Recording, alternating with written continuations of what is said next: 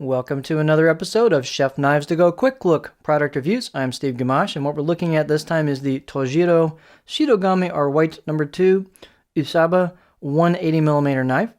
The core steel is Shirogami or White Paper No. 2, a reactive high carbon steel from Hitachi. Heat treat, they don't really specify it, but it's around 61-ish, maybe 62 Rockwell. The construction is a two-layer setup because this is a single bevel traditional style blade. It's an reactive iron cladding over the top of the Shirogami No. 2. And so on the right side of the blade, they've got the cladding, and you can see the core steel at the edge. And on the left side of the blade, they do wrap it across the spine and then bring it over a little bit on the other side. But this is a right-hand oriented single bevel knife. So you've got a big bevel on the right side, and the back side is basically approximately flat, but it has a little bit of a concave to it, known as an Uda, and that's to help food release on the left side of the blade.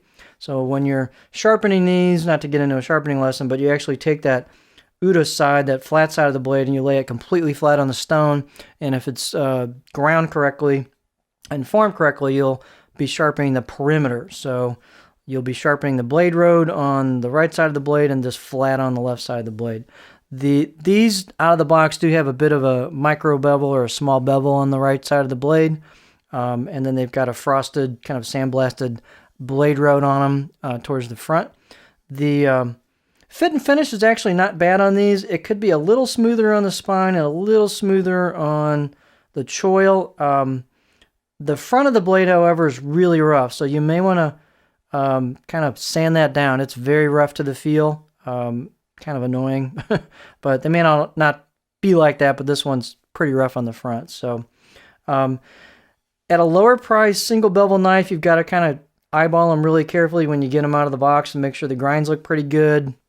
I usually sight down the blade with something reflective that I can kind of read off of, or something with some detail to it, and kind of see what kind of undulations I have, and if it's pretty straight. If there's any major deviations, that might be a bad sign. Any major dips, those kind of things in the grind when you sight down both sides of the blade. This one's pretty straight, and the grinds seem pretty straight as well. Again, these are fairly thick knives because of the style of knife. This is not a general purpose knife like a Nakiti would be. The weight on this is 204 grams, or about 7.2 ounces. Edge length, these can vary just a little bit from knife to knife, but this one's about 160 approximately on the usable edge, about 6.3 inches, and the overall length about 12.3 inches.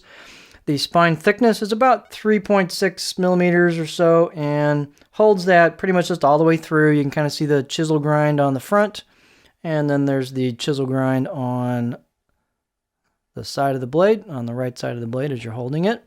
The blade height is 44.6 at the back of the blade. And the handle, nothing fancy, it's just a basic, and actually I should change that, it's a D shape, not octagonal. So it is D-shaped for a right-hand kind of user style, which is a right-hand knife anyway. And it's got a resin ferrule that's kind of a little bit softer. It's a little bit more of a rubbery and not a hard plastic. A little bit of a bump there, but that's pretty common. And it's about 75 millimeters here where the wood and the ferrule meet. Handle install, you've got a fair amount of gap there the way they drilled the handle, so you're going to want to seal that up with something. Keep moisture out of there. Let's see, let's take a look up close at it. So here's the blade, again, kind of a frosted sandblasted blade road into the core steel showing there on the right side. You've got some chiseled, it looks like hand chiseled kanji,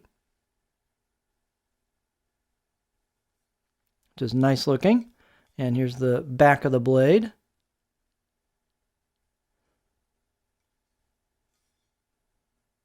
So if you want to get into a single bevel knife and you're looking for one of these styles, this is a low-cost way to get into it. And interesting. This is a cool line.